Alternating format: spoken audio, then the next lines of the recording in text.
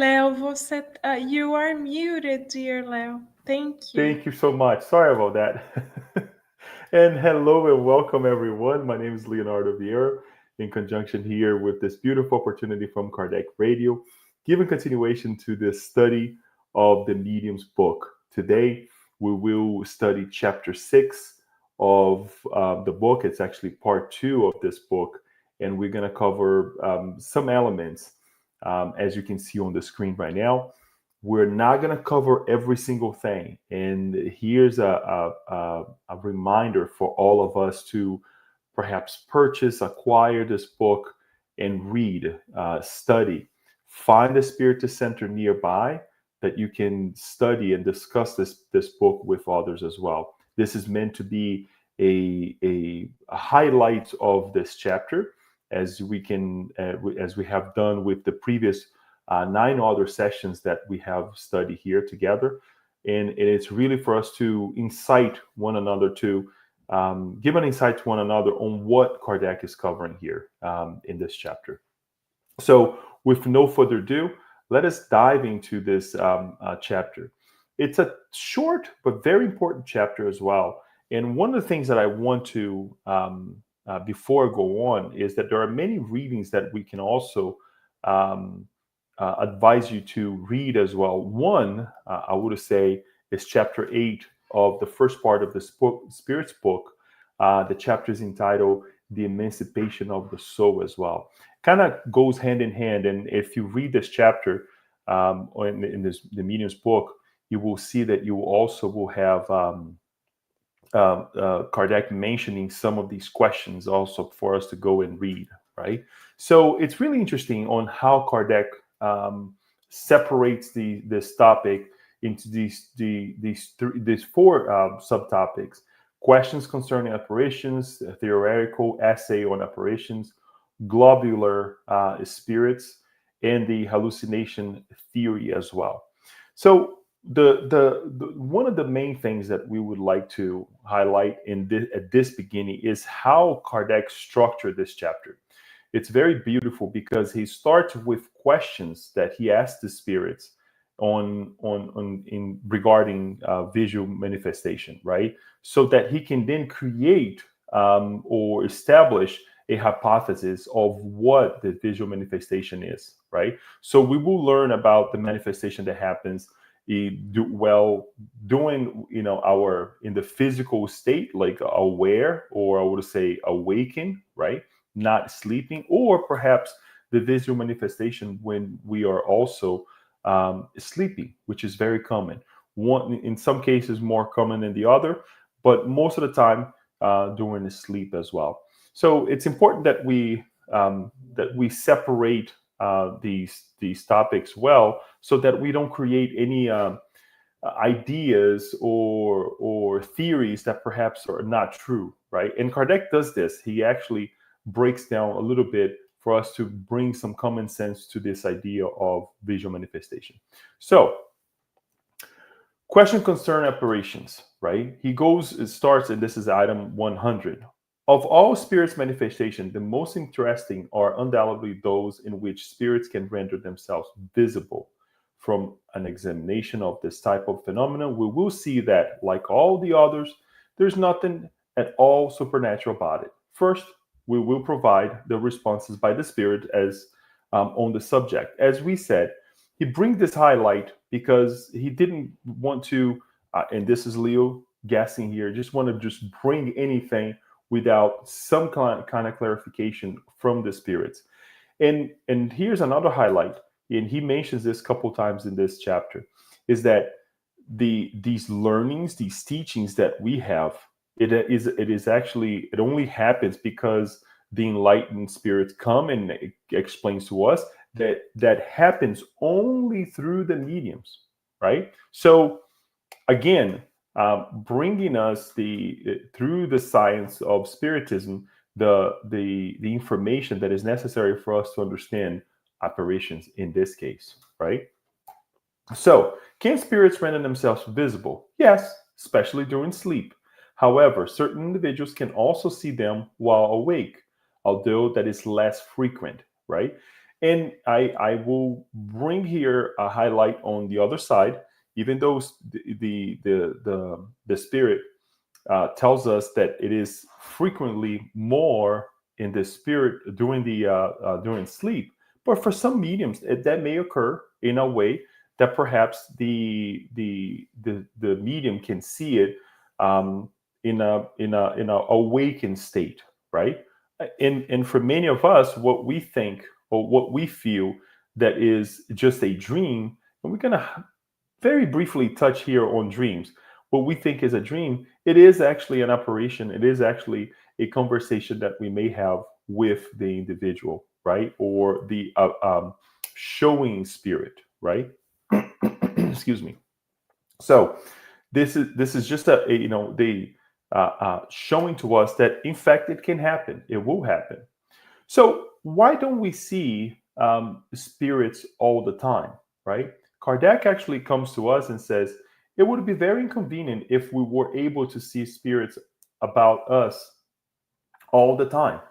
It would be like seeing the air that surrounds us or the myriad of microscope animals that swarm around us. From this, we must conclude that what God has done is well done, and that God knows better than we do what is best for us. This here, we bring this highlight because there is a confusion in terms of, wait a minute, one person sees it, the other person does not. What we think we remember is good or what not, but it's just uh, uh, a Kardec reminding us that perhaps we have this limitation, or many of us are limited, um, because there is a reason to be, right? Imagine if we were able to see all the spirits. Imagine if we were able to connect with all the spirits that are showing themselves or are near us all the time. It would be very disturbing, right? Especially for many of us who are quote unquote materialists. Materialists in the sense that we don't consider the spiritual life, right? So everything works little by little. Let's say our more advancement or spiritual more advancement happens very gradually. So for us that are less spiritually or spiritual, then it would be hard for us to dive into, as it is, to dive into this reality, right? So one of the things that I want to take back here is for us to also understand that these spirits, when they're showing themselves, they have a reason for, right?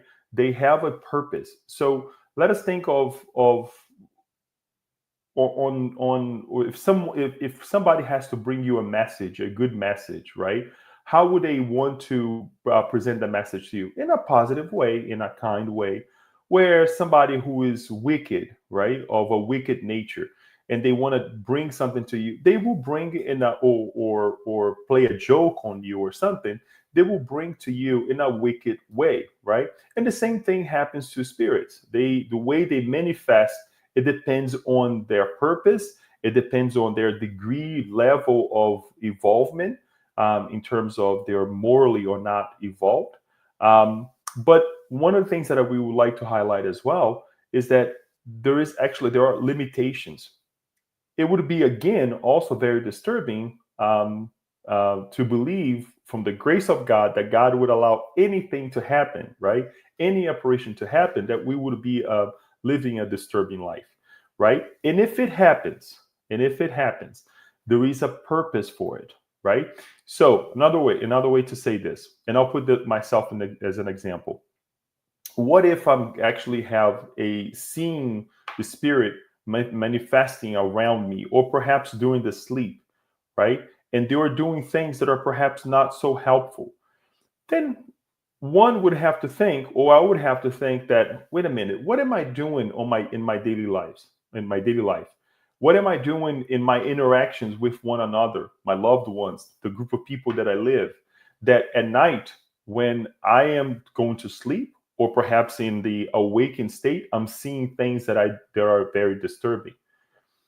It is our responsibility. It is our responsibility to analyze how we live our lives, and how that will dictate on the operations or the connections that I will establish. Much like in the physical life, what I do will dictate the connections that I will establish, as well as, very importantly, how I develop myself, how I conduct my life will also dictate the connections that I will establish in the spiritual life. This is not a perhaps a saying that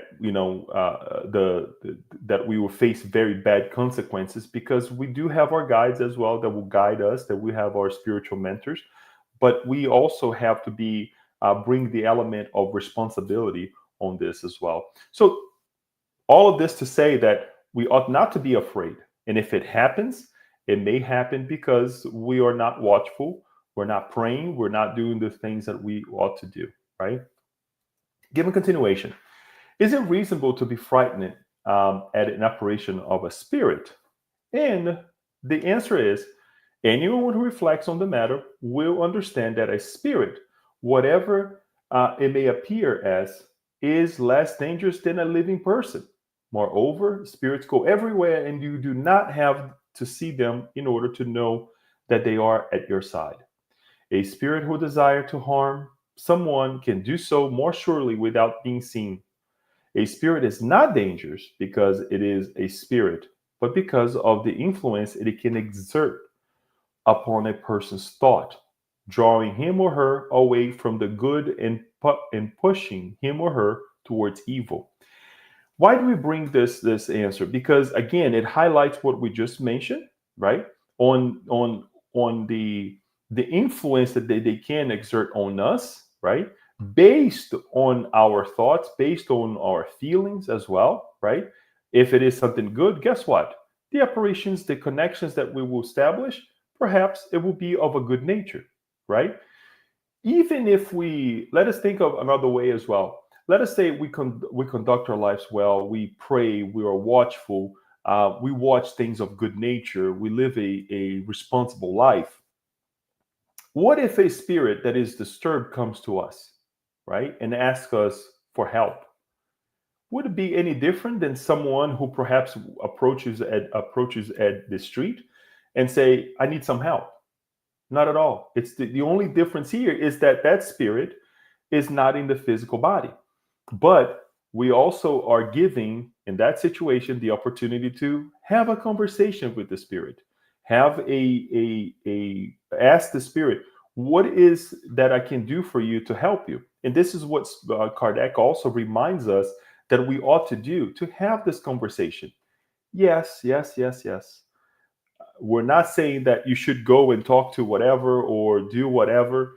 That's why visiting a spiritist center, having a conversation with someone who have been studying the spiritist science, that is more knowledgeable on what to do, on how to guide, perhaps prayer for that spirit will be beneficial to you as well, or to all of us, right? And bringing the matter to someone who has some information about it that will also facilitate your study in the matter, so that you can also liberate yourself from the perhaps frightening ideas that it is to talk to a spirit, it is to live with apparitions, right? Quite quite often we have these apparitions during dreams that we could perhaps believe that to be dreams, right? But it is something that it happens so naturally that sometimes we don't even remember. We only have the feeling. We wake up with the feeling that, oh, I remember receiving this message or seeing this or whatnot, but we don't truly see the or remember the details of a dream, right? Or in other words, apparition. So Kardec then moves it with, and again, these are just highlights that we're bringing to you. Kardec moves into theoretical essay on apparitions.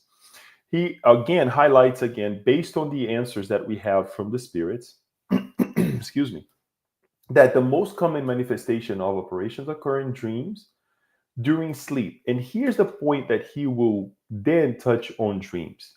These are visions. We cannot here examine all the particularities that dreams can present, but we will sum them up by stating what they may be, an actual vision of present, or absent things, a retrospective vision of the past in certain exceptional cases, a presentiment of the future.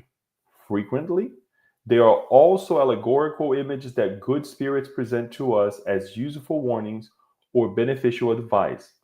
If they are imperfect spirits, they may use them to mislead us and encourage our passions. The theory that follows below is applicable to dreams and all other cases of operations. So, let's break this down here. Yes, dreams, it is can be things that perhaps it is around us, perhaps that are absent things as well, a retrospective vision, right? Or presentiment of the future. These are things that perhaps we may dream of, and not necessarily they are a specific apparition that we may have. These are actually us connected with our day-to-day lives, that if we're so worried about something excuse me, that is about to happen in our lives, right, that we may dream and we may connect as we the physical body rest, we continue on as spirits during sleep to connect with higher mentors, with our daily lives perhaps, and whatever it is inside of us, right?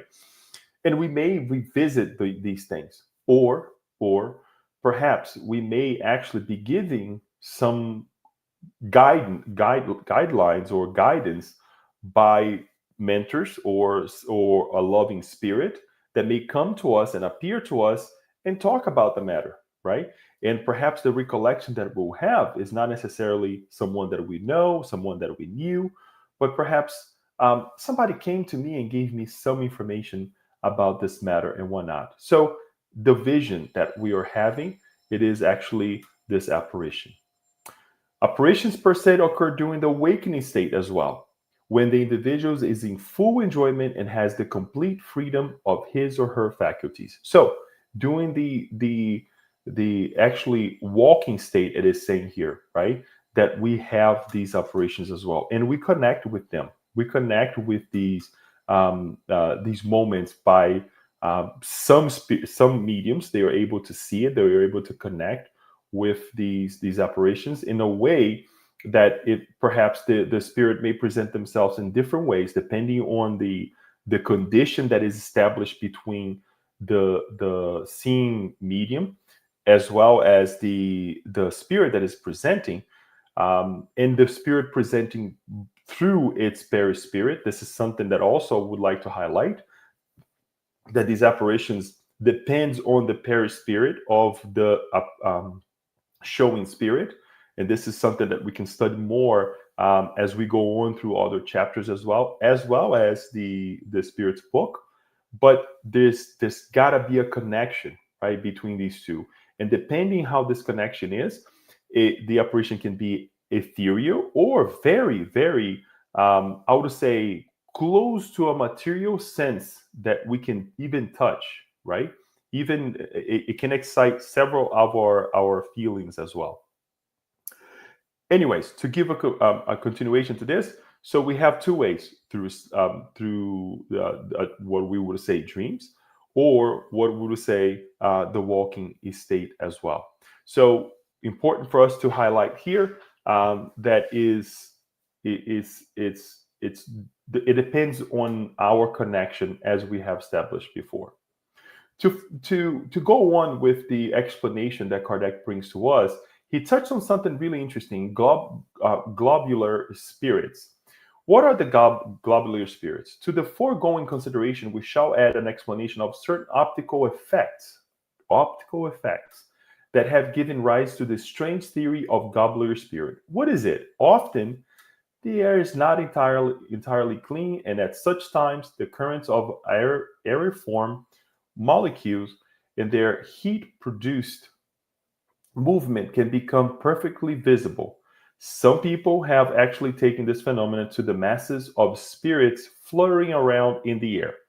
We may have gone through this, perhaps, folks, that whenever we're looking or we're gazing somewhere and something is in our eyes, physical particles, we think that we're seeing certain things, right? We're seeing spirit following us. This is again to debunk any ideas that perhaps what may be physical, a physical effect.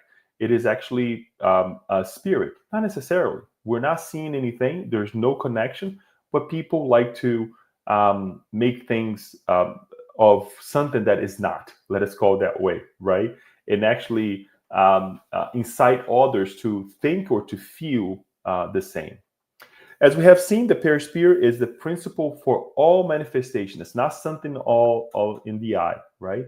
Understanding it has given us the key to numerous phenomena. It has led to a large advance in spirit science and has enabled it to enter upon a new path by removing any relic of the miraculous from it. Again, why do we put this together? Even though, yes, it is a continuation, is one out of the after the other, but Kardec brings this here to reminds us that these apparitions has to do with the perispirit in how the spirit shows him or herself. Not only, I would also like to highlight not only the actual physicality or what we can call physicality, but also on how the spirit brings certain elements, right? If it is a wicked spirit that would like to incite individuals to scare other ones, it will bring a dagger if that individual was very little evolved, morally evolved, to scare that individual, right? Or perhaps if for a spirit that is highly evolved, they will present themselves very well, very in an organized manner, right? And then the hallucination theory as well that Kardec actually brings to us, right? This hallucination is actually something as Kardec brings to us that perhaps it is analyzed by individuals that have no, that perhaps puts no, does not accept the spiritual life. They're more materialistic as well. As he says, those who do not accept the existence of the incorporeal and invisible world think they can explain everything away with the word hallucination. The definition of this word is well known. It means the error, the illusion of those who believe they experience certain perceptions when in fact they do not. It comes from the Latin hallucinati, to err, from ad lucem. But we know that scholars still have not explained its physiological cause as well. So perhaps there is an explanation on their side of what this may be, but okay, explain to us the physiological cause of this hallucination, right? That it would show someone A or B. This actually it is really interesting because we will analyze that there are certain things that we can let's say hallucinate about it, right? That we know, right? That we understand, that we have seen, but when we never seen it or we never came in contact with certain things and we have these so-called apparitions in our lives, and it has nothing to do with something that we have seen before, there's no explanation for it, right? Since it seems that optics and physiology no longer hold any secret from these learned individuals, why haven't they been able to explain the nature and origin of the images that are shown to the spirit under certain circumstances? They want to explain everything using the laws of matter and should therefore be able to provide a theory of hallucinations based upon such laws, good or bad. It would at least be an explanation to all of us, right? So, very important here that we would like to make sure that we finalize with this chapter. Let us think of this. Apparitions are real. We know, right? We also touch based on the fact that we establish these connections based on how we live our lives. So, if I am a person um, that very easily gets incited by or excited by, let's say, horror movies, and we see those images, we see those things, right? And obviously we become touched in some ways, right? For those things, we think it's scary and whatnot. and we are susceptible to these apparitions. If it is a spirit, a wicked spirit that wants to excite us or wants to scare us, how do you think they will present themselves? Them having the knowledge on how to mold their perispirit, they will show themselves as some of those images that we have put inside of us, that we have instilled inside of us. So if I am a person that is cultivating and only seeing negative things, guess what? There is a possibility that the influences that I will be seeing in apparitions, and again, these are through dreams, or I should say, let me take a step back, not through dreams, what we would present as dreams, but during our moment of sleep or the waking state as well, right? And the opposite is also true. If I am a person that is considering only good things in my life, art, the good teachings and positive things in my life, I will connect perhaps with higher apparitions. When I say high apparitions, things that will be positive to me, right? The dreams that I will have. That is why we say it's very important about the intelligent sleep, right? That we have.